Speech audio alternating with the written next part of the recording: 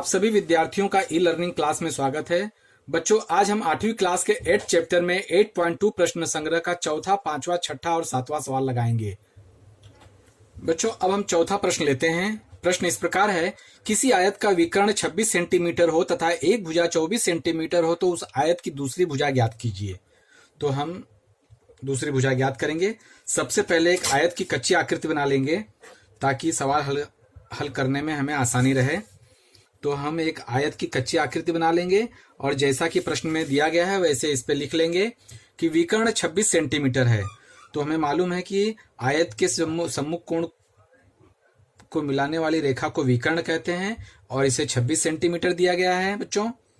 और उसमें एक भुजा दी गई है 24 सेंटीमीटर की, तो हम कोई एक भुजा है, हम 24 सेंटीमीटर इसे मान लेते हैं। तो कह रहा है कि दूसरी भुजा ज्ञात करो, तो दूसरी भुजा को हमने x मान लिया। तो चूंकि बच्चों आयत है इसलिए हमें मालूम है कि आयत का प्रत्येक कोण समकोण होता है, तो हम यहाँ पर एक समकोण का निशान लगा लेंगे। तो अब जैसे जैसे प्रश्न दिया गया है उस आधार पर हम दूसरी भुजा ज्ञात करेंगे। तो सबसे पहले हम यहाँ लिखेंगे, इस आयत को हम अगर नाम दे दें तो हम एक नाम दे सकते हैं कि ए बी सी डी, इस प्रकार। तो हम लिखेंगे आयत ए बी सी डी में त्रिभुज ए बी डी यह समकोण त्रिभुज है बच्चों, समकोण त्रिभुज है। क्योंकि हमें मालूम है कि आयत का प्रत्येक कोण समकोण होता है। ब्रैकेट में डाल देंगे। इस आधार पर त्रिभुज ए बी डी यह एक समकोण त्रिभुज है। अब बच्चों हमें मालूम है कि समकोण त्रिभुज में यह जो विकर्ण है यह यहाँ पर कर्ण कहलाएगा और ये एक पहली भुजा मान लीजिए, इसको दूसरी भुजा मान लीजिए। इसमें पाइथागोरस प्रमेय लगाकर हम दूसरी भुजा ज्ञात कर सकते हैं। तो इसलिए लिखेंगे, इसलिए त्रिभुज समकोण त्रिभुज ए बी डी में पाइथागोरस प्रमेय द्वारा या सूत्र द्वारा भी लिख सकते हैं। पाइथागोरस गणितज्ञ का नाम था जिन्होंने इस सूत्र की खोज की थी, जिसमें सूत्र क्या दिया गया है बच्चों, मैं सूत्र भी यहां लिख देता हूं कि कर्ण का वर्ग बराबर पहली भुजा का वर्ग धन दूसरी भुजा का वर्ग। तो यहाँ पर कर्ण जो तिरछी होती है वो कर्ण होती है और दोनों में से किसी को एक पहली भुजा दूसरी भुजा ऐसे मान सकते हैं, या एक भुजा और दो भुजा भी लिख सकते हैं। अब हम इसका मान रखेंगे जो यहाँ पर दिया गया है। यहाँ पर कर्ण 26 सेंटीमीटर दिया गया है, तो हम यहाँ लिखेंगे 26 कर्ण की जगह, और वर्ग है तो वर्ग लिखेंगे। पहली भुजा हमने 24 को माना है तो यहाँ पर लिखेंगे 24 का वर्ग, और दूसरी भुजा हमने x माना है तो यहाँ लिखेंगे x का वर्ग। इस आधार पर बच्चों अब इसका पहले वर्ग ज्ञात कर लेंगे। तो 26 में 26 का गुणा करके हम यहाँ देखेंगे तो हमें 6 छंग 36 को 6 हासिल आया 3, 6 दूना 12, 3 15 गुणे 2 छक 12 को 2 हासिल गया 1, 2 5। अब जोड़ देंगे 6 7 और 6।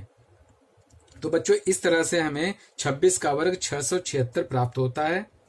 उसी प्रकार हम 24 का भी वर्ग ज्ञात कर लेंगे। यहाँ हम 24 का वर्ग निकाल लेते हैं। 24 में 24 का गुणा करके तो 4 चौके 16, 6 हासिल गया 1, 4 दूना 8 1 9, 2 चौके 8, 2 दूना 4, इस तरह जोड़ देंगे 9 8 17 को 7 हासिल है 576, 576। बच्चों हमने गुणा करके इसलिए बताया ताकि आप लोग अगर वर्ग याद न हो तो गुणा करके भी ज्ञात कर सकते हैं। अगर याद है तो डायरेक्ट लिख देना है प्लस एक्स स्क्वायर। अब हमें एक्स स्क्वायर को एक तरफ करना है, बाकी को दूसरी तरफ करना है, तो पक्षांतरण करना है। तो हम देखेंगे एक्स स्क्वायर को यहीं रख के इसको इस तरफ लाएंगे तो इसका चिन्ह बदल जाएगा। तो हम यहाँ लिखेंगे एक्स स्क्वायर बराबर, चूंकि इसको इस तरफ ला रहे हैं तो ये पहले लिखेंगे 676 माइनस 576, इसलिए एक्स स्क्वायर बराबर 676 में से 576 घटाएंगे तो 6 में से 6 गया 0, 7 में से 7 गया 0 और 6 में से 5 गया 1, 100 आया। अर्थात अब हमें 100 का वर्गमूल लेना है, तो हम यहाँ लिखेंगे x बराबर अंडर रूट 100। तो x बराबर बच्चों हमें 10 प्राप्त होता है। इस आधार पर बच्चों हमें यह ज्ञात हो गया कि लेंथ ऑफ AD बराबर 10 सेंटीमीटर होगा।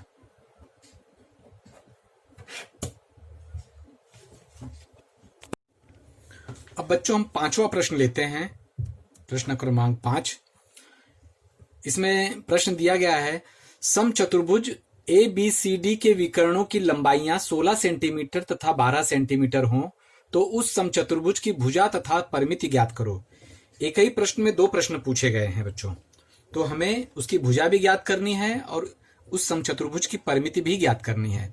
तो सबसे पहले सवाल हल करने के लिए, आसान बनाने के लिए, हम एक कच्ची आकृति समचतुर्भुज की बना लेते हैं। यहाँ पर हमने बना दी है और इसका माप लिख देते हैं चतुर्भुज, समचतुर्भुज ABCD।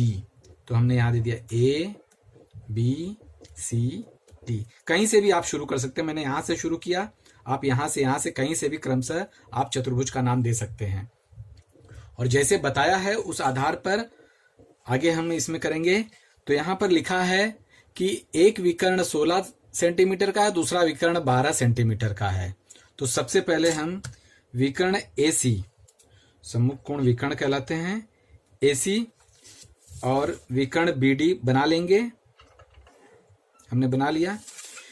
इसमें AC का माप दिया गया है, यहाँ पर एक विकर्ण हमने AC ले लिया है, तो AC का माप यहाँ पर दिया गया है 16 सेंटीमीटर।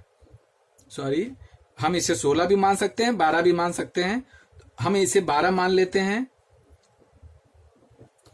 और BD को हम 16 सेंटीमीटर माप लेते हैं। हमने यहां पर दर्शा दिया है। अब यह कह रहा है कि इसमें एक भुजा, किसी भी एक भुजा की लंबाई ज्ञात करो। हमें तो मालूम है समचतुर्भुज की चारों भुजाएं समान होती है। अब जो एक भुजा की लंबाई होगी वो सभी भुजाएं की लंबाई होगी। तो मान लो हमने कोई भी इसमें से एक त्रिभुज ले लेते हैं। हमें यह भी ज्ञात है कि समचतुर्भुज का प्रत्येक कोण, जो विकर्ण एक दूसरे को जब काटते हैं तो प्रत्येक कोण समकोण बनाता है, चाहे ऐसे है चाहे ऐसे है, ऐसे है, प्रत्येक कोण समकोण बनाते हैं। तो हम कोई भी एक कोण इसमें से ले लेते हैं।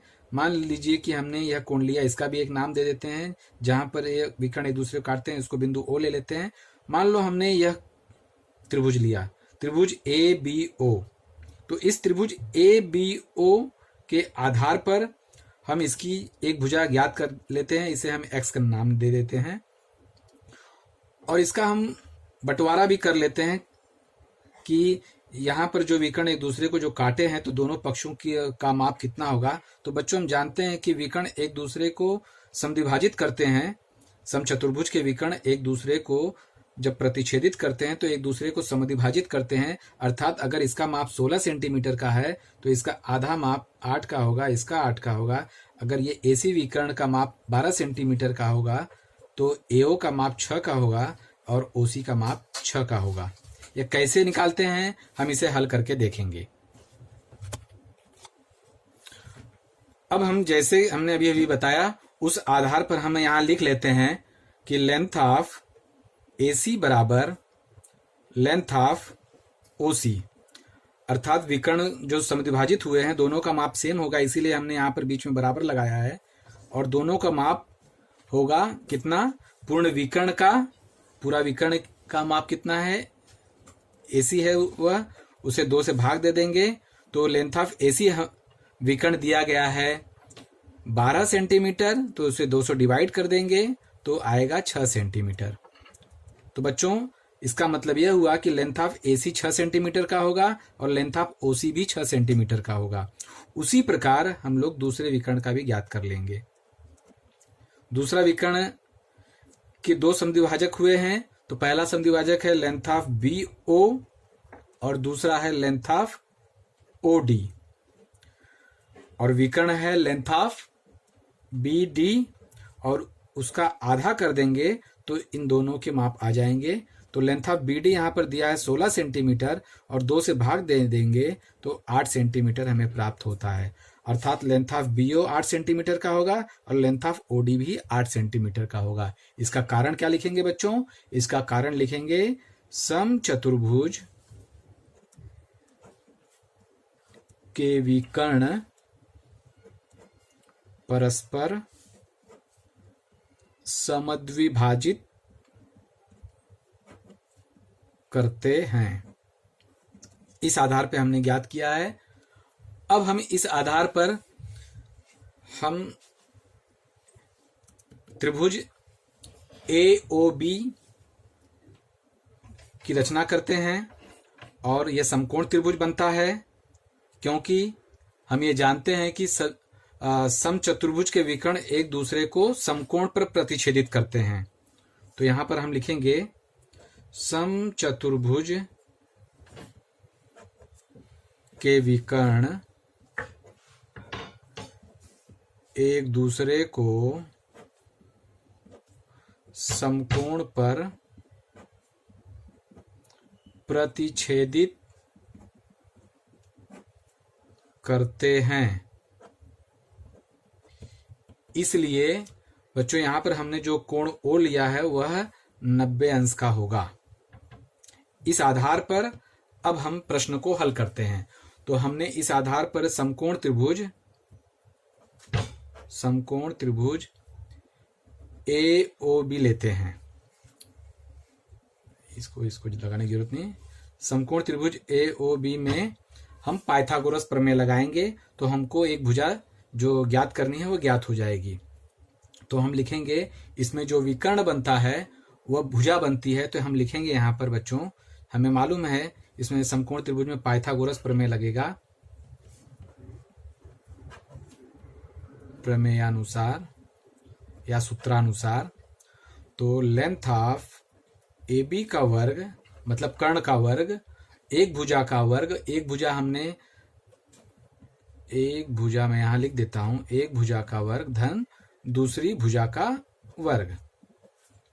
तो यहां पर हमने AB को x माना था, तो x का वर्ग, एक भुजा हम यहां पर 6 ले लेते हैं तो 6 का वर्ग, और दूसरी भुजा हम 8 ले लेते हैं तो 8 का वर्ग।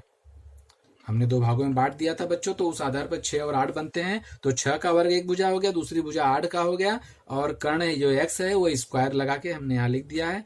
अब हम इसको हल करेंगे। x स्क्वायर बराबर 6 का वर्ग 36 होता है, 8 का वर्ग 64 होता है, और तो इस प्रकार x स्क्वायर बराबर दोनों को जोड़ देते हैं तो 100 हो जाता है।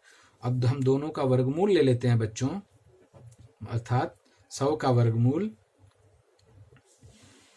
मतलब बच्चों 100 का मतलब 10 गुणे 10, तो वर्गमूल उसका 1 भाग होता है, तो यहाँ पर 10 आ जाएगा, अर्थात x का मान 10 सेंटीमीटर होगा, अर्थात वह भुजा 10 सेंटीमीटर की होगी। इसीलिए हम अब यहाँ लिख सकते हैं, इसलिए समचतुर्भुज की प्रत्येक भुजा 10 सेंटीमीटर की होगी। इस प्रकार बच्चों हमने वो भुजा ज्ञात कर ली। अब इस भुजा ज्ञात हो गई, अर्थात प्रत्येक भुजा 10 सेंटीमीटर की ज्ञात हो गई हमें समचतुर्भुज की। अब इस आधार पर हम परिमिति भी ज्ञात कर सकते हैं। तो हम सबसे पहले परिमिति का सूत्र लिखेंगे। तो लिखेंगे समचतुर्भुज की परिमिति बराबर चारों भुजाओं का योगफल, या हम इसे ऐसे भी लिख सकते हैं कि 4 गुणे भुजा, क्योंकि सभी भुजाएं समान होती है इसीलिए 4 गुणे भुजा भी लिख सकते हैं। अब हम मान रखेंगे 4 और भुजा दिया है 10 सेंटीमीटर, तो यहाँ 10 लिखेंगे, तो 4 में 10 का गुणा किया 40 सेंटीमीटर। तो इस प्रकार बच्चों समचतुर्भुज की परिमिति 40 सेंटीमीटर की होगी। इस प्रकार हमारा यह प्रश्न हल हुआ। अब हम छठा प्रश्न लेते हैं। प्रश्न इस प्रकार है, भुजा 8 सेंटीमीटर हो ऐसे वर्ग के विकर्ण की लंबाई ज्ञात करो। तो हम एक कच्ची आकृति बना लेते हैं, एक वर्ग की कच्ची आकृति बना लेंगे और उसको नाम दे देते हैं, अपने मन से नाम दे देंगे A, B, C और D। और इसकी हम जानते हैं कि वर्ग की चारों भुजाएं समान होती हैं, इसीलिए समान का चिन्ह लगा देंगे। और चूंकि हमको विकर्ण दिया गया है विकर्ण की लंबाई ज्ञात करना है, इसीलिए हम एक विकर्ण बना लेंगे यहाँ पर। और हमें एक भुजा दी गई है 8 सेंटीमीटर, तो हम यहाँ 8 सेंटीमीटर लिख लेंगे। और एक भुजा 8 सेंटीमीटर अर्थात इसकी बाकी सभी भुजाएं भी 8 सेंटीमीटर की होंगी, क्योंकि यह वर्ग है। और हमें यह ज्ञात है कि वर्ग की प्रत्येक कोण समकोण होते हैं, तो मैं यहाँ समकोण का चिन्ह लगा देंगे। इस आधार पर अब हम प्रश्न को हल करेंगे। तो सबसे पहले जो उसके गुणधर्म है वर्ग के, यहाँ पर लिख देंगे कि वर्ग की सभी भुजाएं समान होती हैं।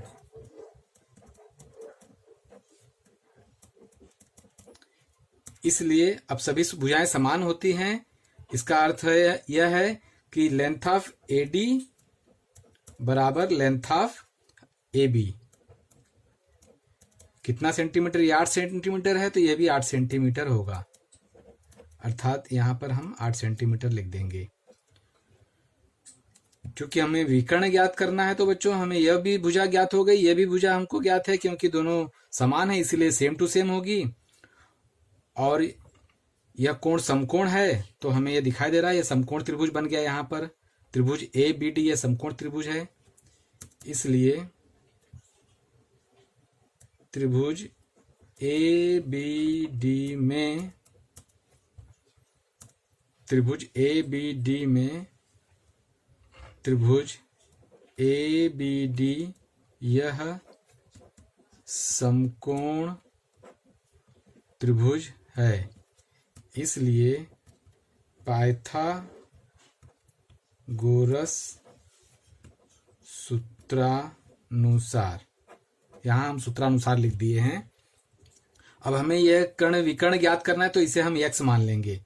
इसलिए पहले पाइथागोरस का जो सूत्र है उसको लिख लेते हैं कि कर्ण का वर्ग एक भुजा का वर्ग प्लस दूसरी भुजा का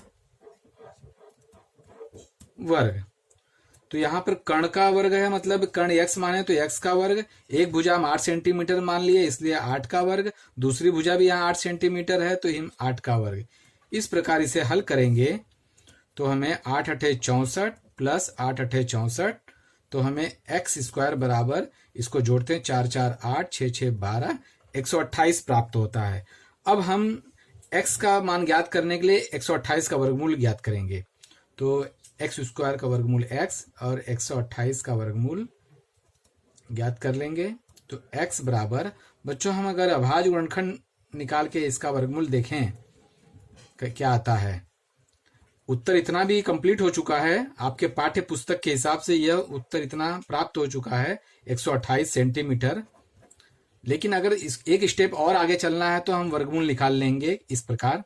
2 छक 12, 2 चौके 8, 2 तिहाई 6, 2 दूना 4, 2 एकम 2, 2 छक 12, 2 अट्ठे 16, 2 चौके 8, 2 दूना 4, 2 एकम 2।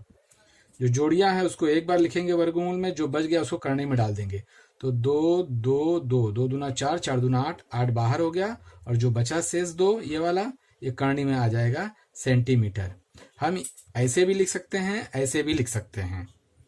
तो इस प्रकार यह छठे प्रश्न का उत्तर है, जिसमें विकर्ण की लंबाई करनी में 128 सेंटीमीटर है। अब हम 7वां प्रश्न हल करते हैं। प्रश्न इस प्रकार है, किसी समचतुर्भुज के एक कोण का माप 50 अंश हो तो उनके अन्य कोणों के माप ज्ञात कीजिए। तो सबसे पहले हम समचतुर्भुज की एक कच्ची आकृति बना लेते हैं। तो हम एक कच्ची आकृति समचतुर्भुज की बना लेते हैं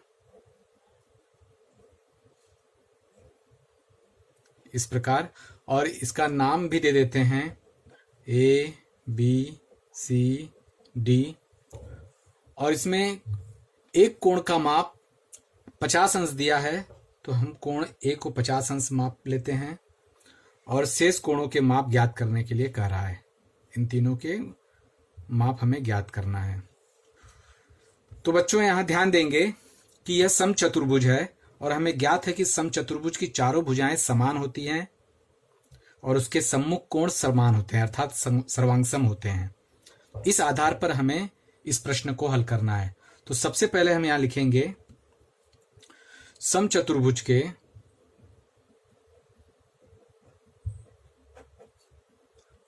सम्मुख कोण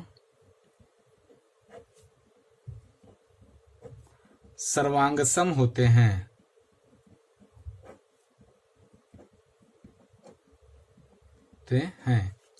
इसलिए अब यहां पर कोण ए 50 अंश दिया है, तो उसका सम्मुख कोण कोण सी है, तो कोण सी भी 50 अंश का होगा, तो यहां लिखेंगे 50 अंश। दोनों के माप 50 अंश है। उसी प्रकार कोण बी भी उसके सम्मुख कोण डी के सर्वांगसम होगा, तो इसका हमें ज्ञात करना है। अब हम आगे हल करेंगे। हमें ज्ञात है कि चतुर्भुज के चारों कोणों के मापों का योग 360 अंश होता है। इसीलिए हम कोण ए प्लस कोण बी प्लस कोण सी प्लस कोण डी बराबर 360 अंश लिखेंगे। और इसका कारण क्या लिखेंगे? यहां कारण लिख देंगे, चतुर्भुज के